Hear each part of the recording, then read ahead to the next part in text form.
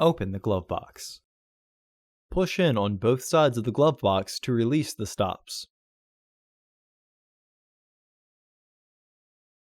Lower the glove box.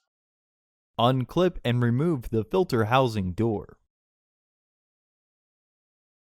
Remove the old filter from the housing and clean out any debris inside. Insert your new filter into the housing, with its airflow indicating arrow pointing down. Reinstall the filter housing door. Partially close the glove box to re-engage the stops. Close the glove box.